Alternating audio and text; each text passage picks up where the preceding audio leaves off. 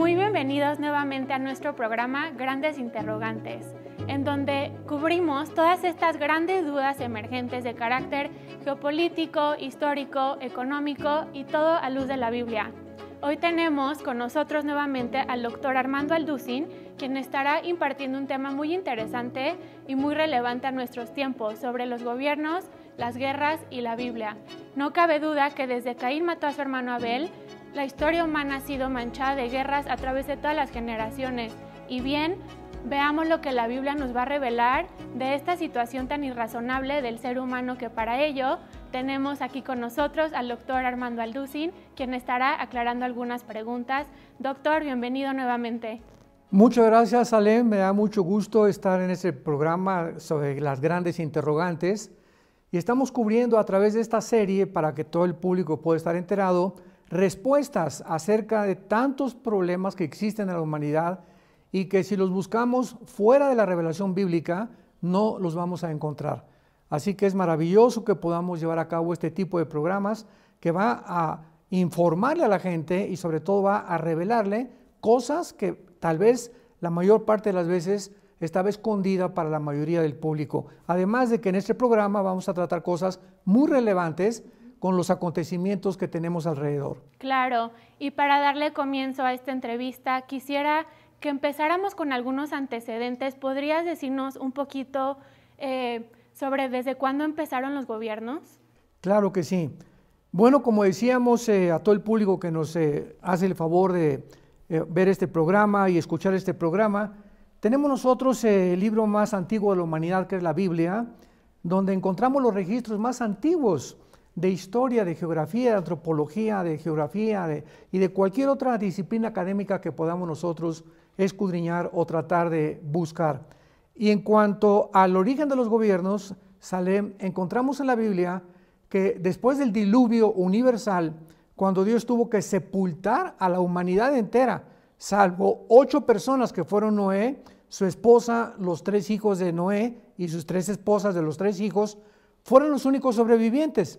Y de ahí en adelante, Dios tiene que establecer una forma de gobierno, que significa una forma en la que tenía que haber una autoridad para detener la maldad del ser humano.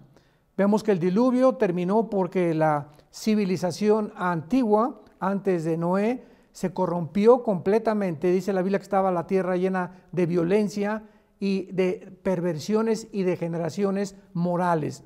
Dios tenía que borrar esa civilización. Entonces, en el capítulo 9 del Génesis, la Biblia nos muestra el origen de los gobiernos y el establecimiento de los gobiernos y de la autoridad, que es importante porque los gobiernos existen. Y dice así: el que derramare sangre de hombre, por el hombre su sangre será derramada, porque a imagen de Dios es hecho el hombre.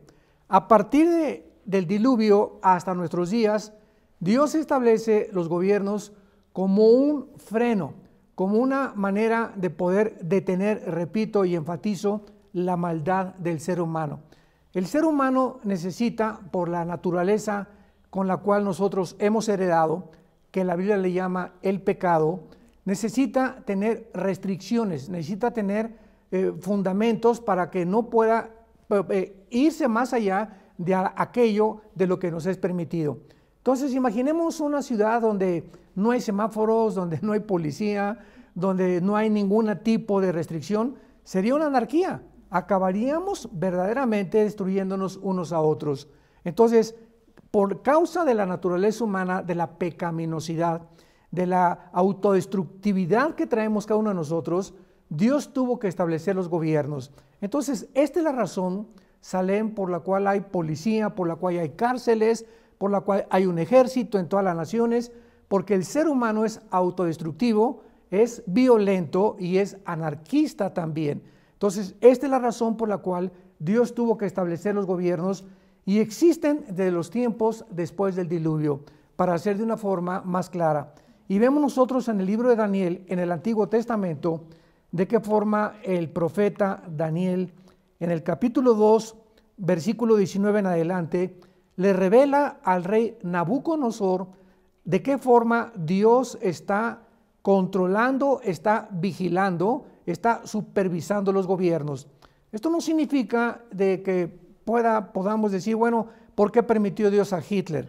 ¿O por qué permitió Dios a un Stalin o a un Saddam Hussein? Son preguntas muy válidas que tenemos que contestar.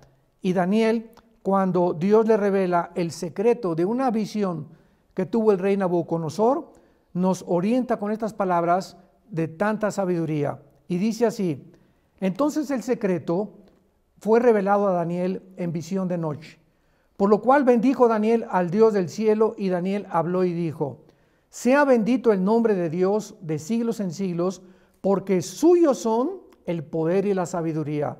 Él muda los tiempos y las edades, quita reyes y pone reyes. Es Dios el que pone y el que quita. Da la sabiduría a los sabios y el conocimiento a los entendidos.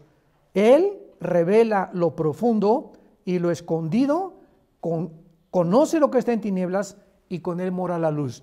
¿Qué nos da a entender esto, Daniel, para concretar y ser más objetivos en tu pregunta? Realmente Dios ha puesto los gobiernos y ha permitido que muchos gobiernos se excedan en su autoridad.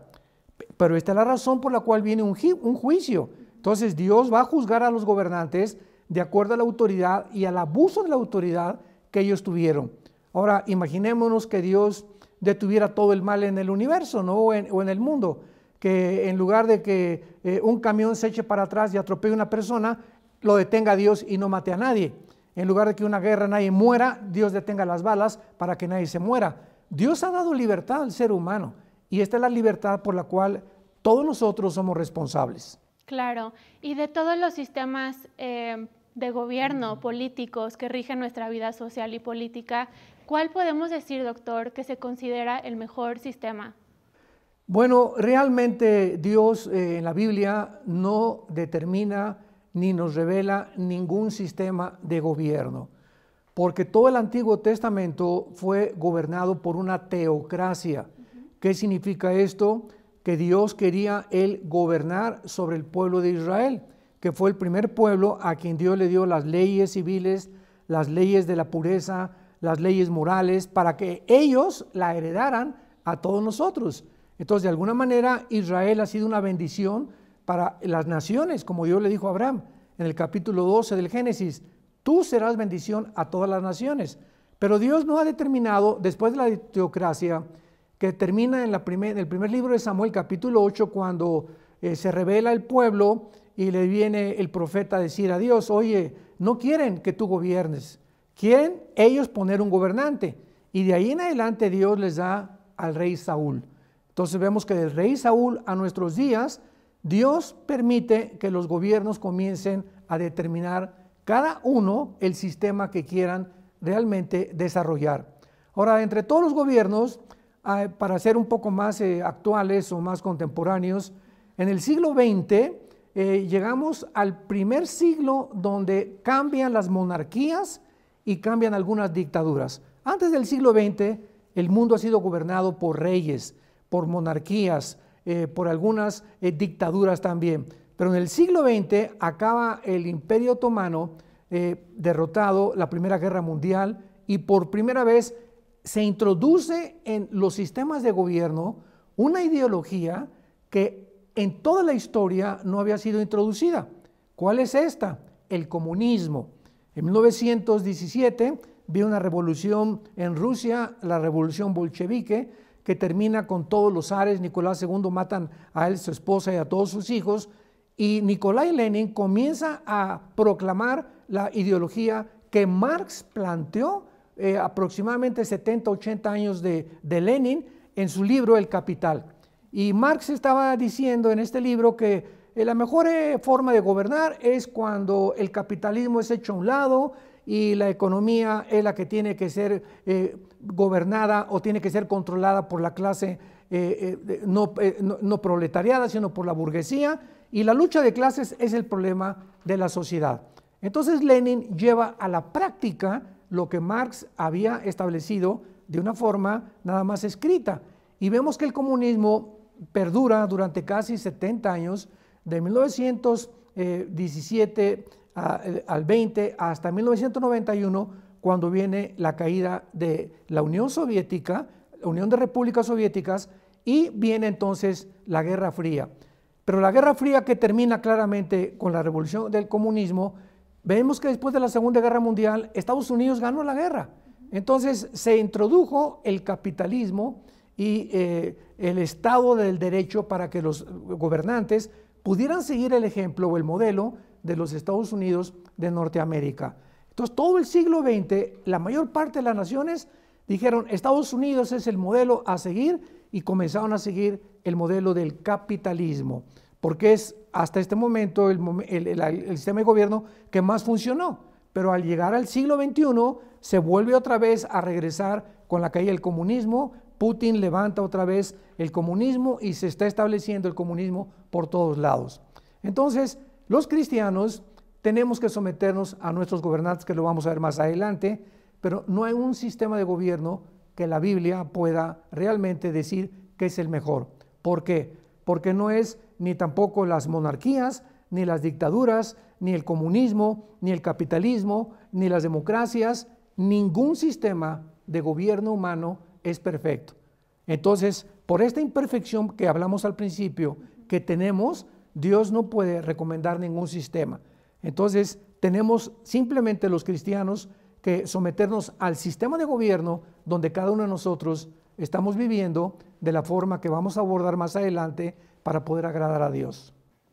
Claro, doctor, me parece muy interesante también la mezcla que existe hoy en día. Por ejemplo, como tenemos a China, que ya es un régimen comunista capitalista, así como el socialismo democrático en varios países nórdicos, como lo intentaron adaptar en muchos países en Latinoamérica de una manera fallida, que por cierto existe una tendencia hoy en día de adoptar este modelo en muchos países incluso Estados Unidos, de parte de muchos líderes políticos. ¿Cómo es que pueden estos sistemas políticos y económicos coexistir? Bueno, precisamente porque hemos llegado a un punto en la historia, Salem, en la que ningún sistema ha funcionado. Repito, de la Segunda Guerra Mundial hasta el finales del siglo XX, se siguió el modelo capitalista de los Estados Unidos y nos dimos cuenta que ahorita y la democracia, y ahorita en el siglo XXI, la democracia es una fanfarronada, es una pavada, como dicen en Argentina, ¿verdad? Es una farsa, porque todos los gobiernos que actualmente se autodenominan democráticos, realmente no son democráticos. Hay un robo de votos impresionante. La democracia verdadera es demos, pueblo, kratos, gobierno. El pueblo gobierna, el pueblo debe gobernar al gobierno y no el gobierno al pueblo, y no ha funcionado. Entonces todos los gobiernos ante nuestros ojos se están derribando. Entonces ahora vemos el absurdo en China que acabas de mencionar. ¿Cómo puede un gobierno comunista ser al mismo tiempo capitalista o democrático? No, es absurdo. Entonces hay una mezcla ahorita, una ensalada verdaderamente de sistemas y de ideologías, porque ninguno ha funcionado, desgraciadamente, insisto, por la característica que tenemos nosotros hereditaria de la imperfección humana. Sí, estoy muy de acuerdo. Y volviendo un poquito a nuestro tema central, ¿qué nos dice la Biblia al respecto de obedecer a nuestras autoridades? ¿Nosotros como cristianos debemos siempre obedecer a nuestro gobierno? Hay un pasaje muy importante en el libro de Romanos que el apóstol Pablo escribió hace 2000 años, que nos da muchísima luz acerca de la importancia de la obediencia a las autoridades y de la obligación que las autoridades tienen para con nosotros los ciudadanos. Y dice así Romanos 13, versículos del 1 al 4: sométase toda persona a las autoridades superiores, porque no hay autoridad sino de parte de Dios, y las que hay por Dios han sido establecidas. De modo que quien se opone o resiste a la autoridad, a lo establecido por Dios resiste, y los que resisten acarrean condenación para sí mismos. Porque los magistrados, o sea, los gobernantes, no están para infundir el temor al que hace el bien, sino al malo. ¿Quieres no temer la autoridad? Haz lo bueno y tendrás alabanza de ella, porque es servidor de Dios para tu bien. Pero si haces lo malo, teme, porque no en vano lleva la espada. Los gobernantes son servidores de Dios y vengadores para castigar al que hace lo malo. Veamos los principios tan interesantes que está vertiendo el Espíritu Santo en este pasaje. En primer lugar, lo que iniciamos al principio de nuestra entrevista, debemos someternos a las autoridades porque las autoridades han sido establecidas por Dios. Ya vimos por qué Dios tuvo que establecer una autoridad, o sea, los gobiernos, porque somos anárquicos por naturaleza y queremos rebelarnos ante todo, entonces tiene que haber a fuerza policía, tiene que haber el uso de la fuerza, desgraciadamente, que muchas veces la policía, el ejército tiene que usar por la pecaminosidad y la maldad del ser humano. Entonces, en un colegio tiene que haber un director. Imaginémonos en un colegio que no haya un director o una autoridad sobre los niños. Sería, ¿verdad? Sería que Reino Aventura o Disneylandia se querían chiquitos. Entonces tiene que haber en la escuela una autoridad, tiene que haber autoridades en la universidad, tiene que haber autoridades en una fábrica, en una empresa, en una oficina, en un gobierno, en la iglesia. En todos lados encontramos autoridad. Vamos en la calle y un hombre con un uniforme de policía nos dice, párate, y al ver el uniforme nos paramos, porque ese uniforme representa autoridad. Entonces, todas las autoridades que hay en el mundo tienen el propósito de detener la maldad. Y dice más adelante que los magistrados no están para infundir el temor al que hace el bien. O sea, aquí está hablando el apóstol Pablo del Estado de Derecho. Los gobernantes no están para asustarnos ni para infundirnos miedo del gobierno, que es lo que produce un gobierno autoritario y totalitario, o los famosos gobiernos comunistas, sino que los gobernantes están puestos para protegernos a nosotros, los ciudadanos, infundir temor al malo y saber que si el malo hace algo va a ser castigado. Pero cuando en un gobierno, el gobierno no respeta el Estado de Derecho ni castiga a los malos, entonces el mal crece. Y los buenos, ¿verdad? O los ciudadanos que queremos paz, que queremos una familia, que la respeten todos, que no se metan ladrones a mi casa, que nuestros hijos puedan salir a la escuela sin ninguna amenaza, viviríamos completamente asustados, porque el gobierno no está haciendo nada. Cuando las carreteras son bloqueadas por un grupo de personas y de repente ya no puedo llegar a Acapulco porque ya la carretera federal la bloquearon y el gobierno no hace nada, son gobiernos que no pueden funcionar porque están violando la palabra de Dios. Están violando los derechos de terceras personas en lugar de proteger a los ciudadanos. Y finalmente dice este pasaje también que son servidores de Dios para que nosotros estemos tranquilos, porque no en vano lleva la espada. Dios le da la espada de la retribución a los gobiernos para que la usen en contra de los malos. Por eso es importante que un delincuente sea castigado y que los delitos que haya cometido sean proporcionados a lo que él cometió y que el gobierno no le dé a un violador, por ejemplo, 5 años de cárcel o 10 años de cárcel, ¿verdad? Un violador, sobre todo de criaturas menores de edad, por lo menos 30, 40, 50 años, porque de acuerdo al delito tiene que ser la proporción del castigo. Entonces, esta es la razón, Salem, por la cual Dios ha establecido también las autoridades. Sí, este pasaje que usted acaba de mencionar, Romanos 13:1, creo que ha sido uno de los versículos más polémicos en toda la historia.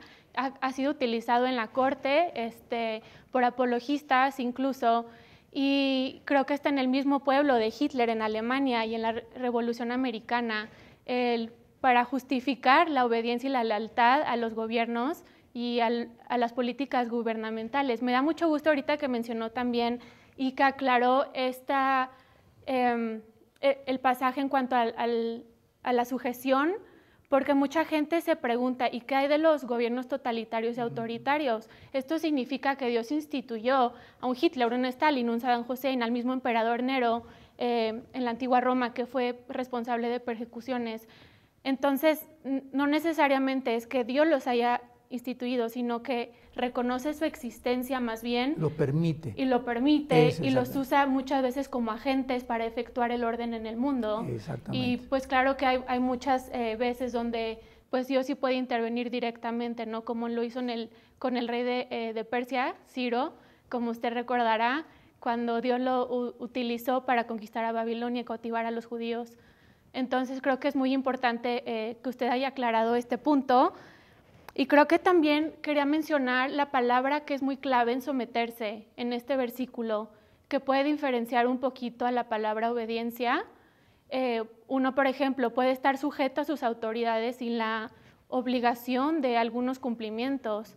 O sea, una desobediencia civil puede ser permitiva cuando las leyes del hombre no están en acuerdo con las leyes de Dios, como muy sabiamente fue dicho por Martin Luther King en los movimientos de derechos civiles, ¿verdad? Contra su lucha contra la segregación, que pues cuando una ley justa es el código hecho por el hombre que cuadra con las leyes de Dios, y una ley injusta es un código del hombre que no está en armonía con las leyes morales de Dios. Perfectamente bien. Entonces creo que es muy importante, todo esto se reduce a no sacar los versículos de su contexto, porque puede ser un arma de dos filos y se puede interpretar de diferentes maneras, ¿verdad? Creo que en el centro de esta pericopa, por decirlo así, se encuentra la afirmación de Pablo, sí, diciéndonos que nos sometamos a nuestros gobiernos, pero encontramos en otros contextos donde se nos otorga a nosotros una voz y una libertad para recordarles a nuestros gobernantes de quién es el poder, de quién realmente ejercen y pues a quién deben de rendirle cuentas.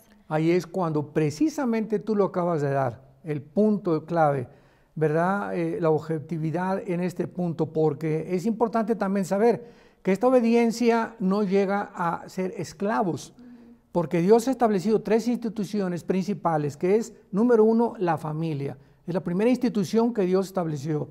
Número 2, la iglesia, donde se reúne la familia. Y número 3, el gobierno. Entonces, la familia es lo más importante para Dios. Y el gobierno tiene que proteger a la familia. Y fue lo que cuando le preguntaban a Jesús, ¿de quién es esta imagen que está en esta moneda?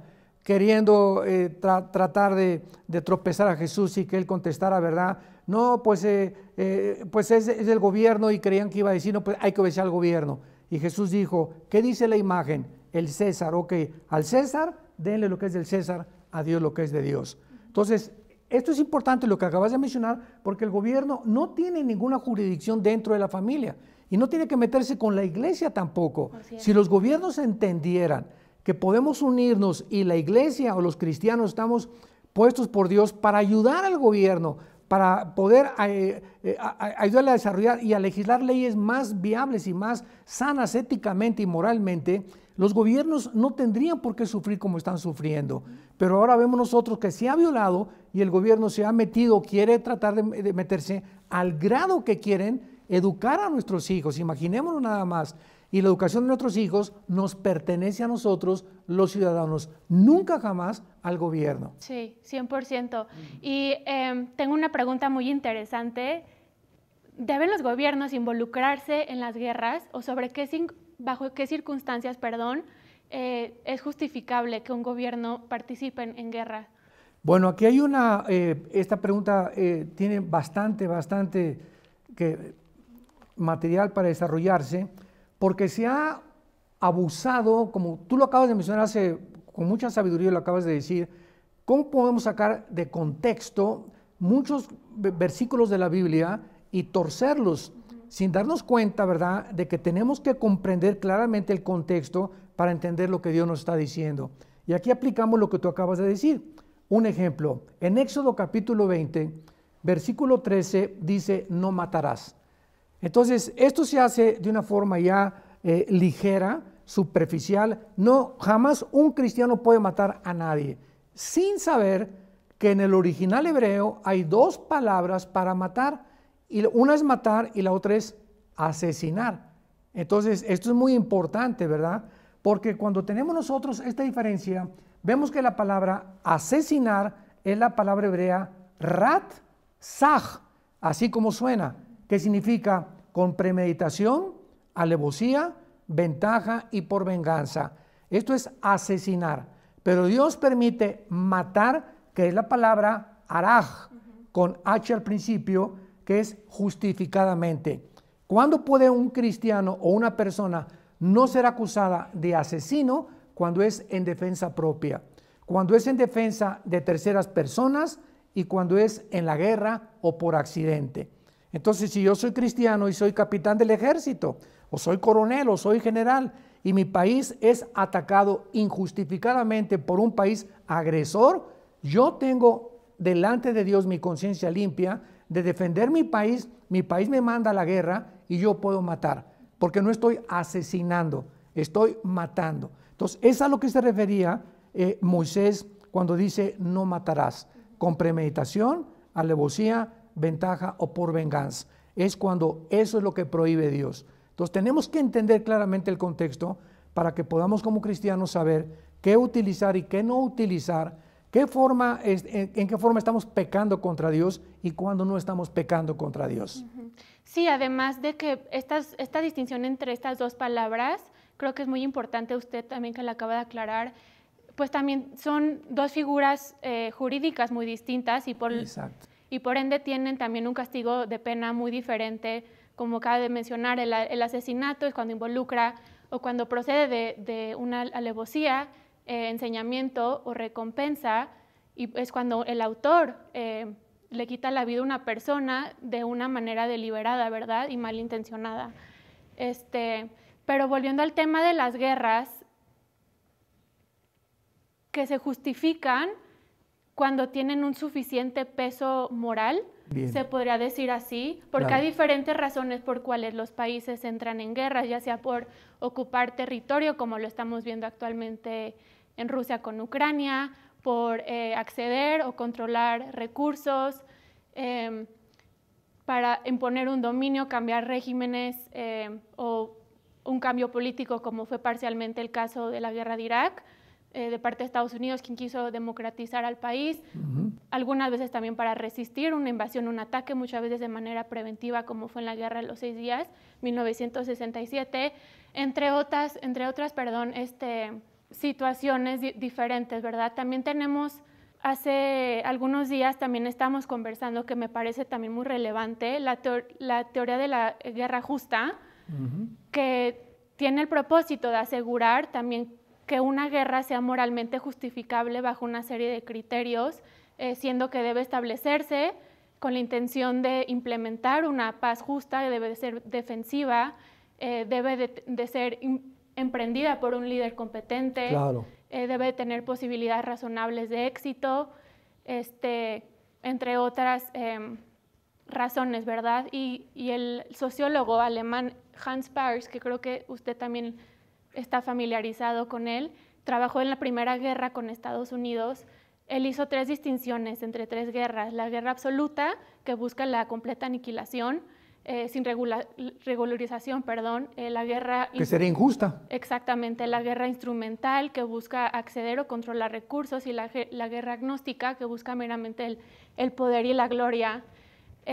También fue adoptada en la antigua Grecia, en el antiguo Egipto y también en el Imperio Romano, conocida como Bellum Iestum en el latín, y también fue adoptado en la Primera Guerra Mundial, después por la Liga de Naciones, conocida hoy como las Naciones Unidas, y la aplicaron también en la Segunda Guerra Mundial, en la Guerra Civil de España y en la Guerra Fría incluso. Entonces creo que volvemos a nuestro punto central de cuándo es moralmente justificable entrar en guerras. Dios mismo en Deuteronomio, el libro de Deuteronomio capítulo 20, versículo 1, vemos que Dios mismo permite las guerras de lo que tú estás mencionando, justificadas. Dice, cuando salgas a la guerra contra tus enemigos, si vieres caballos y carros y un pueblo más grande que tú, no tengas temor de ellos, porque Jehová tu Dios está contigo. O sea, el Dios mismo mandaba a Israel a la guerra.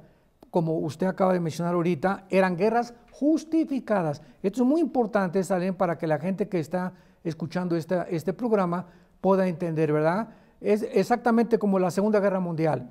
¿Qué hubiera pasado si Estados Unidos no se junta con Rusia, no se junta con Inglaterra, no se junta con Canadá para sacar a Hitler y para acabar con el nazismo? ¿Qué hubiera pasado?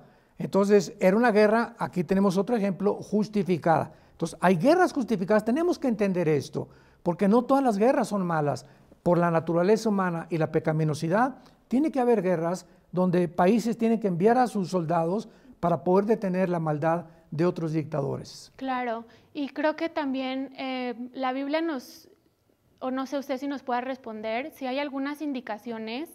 Llevamos aproximadamente 77 años de paz internacional desde la Segunda Guerra Mundial. ¿Qué nos dice la Biblia de una posible tercera guerra mundial próximamente? Y está el mundo de la proliferación nuclear, que contamos actualmente con 9 países, me parece, con armas nucleares. ¿Está aumentando esto las posibilidades de guerra?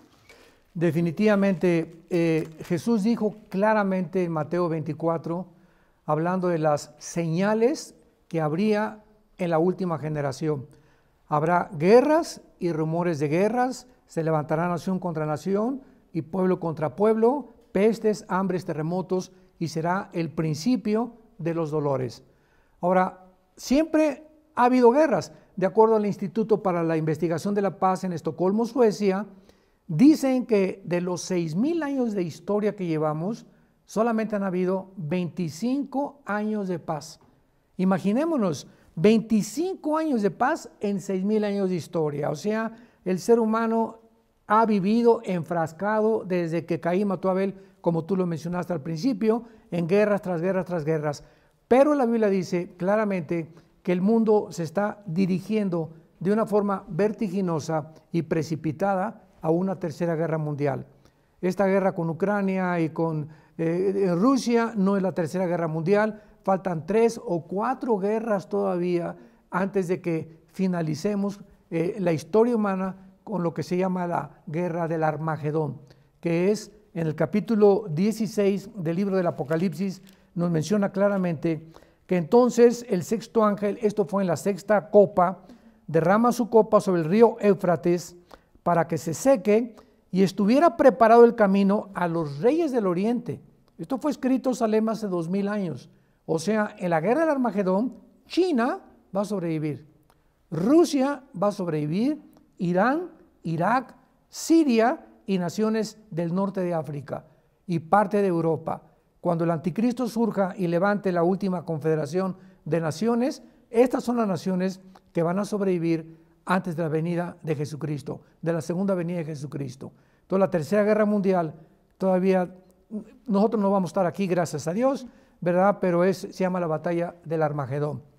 Pues muchas gracias, doctor, por todas estas clarificaciones de estas grandes dudas. Yo he aprendido muchísimo el día de hoy, estoy segura que todos los que nos están acompañando también. Gracias por esta conversación tan fructífera y tan significativa. Quisiera concluir esta entrevista con una frase que escuché de usted en una predicación no hace mucho, que me bendijo a mí en lo personal, que dice: la presencia de una batalla no significa la ausencia de Dios en la guerra. Y creo que esto pues debe de darnos mucha esperanza en nuestros corazones al saber de que pues Dios no nos prometió una vida libre de aflicciones, pero claro, sí nos prometió no enfrentarlas solos, ¿verdad? Así es. Entonces, pues muchas gracias, doctor, nuevamente por su tiempo, por estar aquí con nosotros. ¿Algún comentario final que quisiera agregar para todos los que nos acompañan? Sí, yo quisiera recordar a toda la gente que nos está escuchando y viendo que hay otra guerra más importante que tenemos que librar, y es la guerra contra nosotros mismos. Como dijo un gran filósofo, el hombre es el lobo del hombre. Entonces estamos tratando de evitar guerras cuando el ser humano está viviendo una guerra interna. Entonces, si no nos vencemos a nosotros mismos, ¿cómo vamos a poder vencer a otras naciones? Entonces, esta es la paradoja más triste del ser humano. Tenemos que luchar contra esta naturaleza pecaminosa. Jesús vino y muriendo en la cruz, abrió sus brazos, dio su sangre para que comprendiéramos que no podemos, por la debilidad histórica con la que hemos nacido, desde nuestros padres Adán y Eva, poder ayudarnos a nosotros mismos. Esta es la razón de las guerras. Dice Santiago capítulo 4, ¿de dónde vienen las guerras? No es de las pasiones que combaten dentro de ustedes. ¿Por qué? Porque hay codicia, hay ambición en el ser humano por tratar de abarcar más, conquistar territorios, pero tenemos que entender que la primera guerra que tenemos que conquistar somos a nosotros mismos, y esto solamente el Espíritu de Dios nos puede ayudar. Claro, muchísimas gracias nuevamente, me quedo con todo eso, y muchas gracias a todos por acompañarnos nuevamente. No olviden el último libro del doctor Armando Alducin, titulado Anticristo, lo pueden obtener ya en Editorial Berea, en Amazon, y también lo pueden descargar en ebook de manera digital. No se lo querrán perder. Muchas gracias y los esperamos aquí próximamente en Grandes Interrogantes.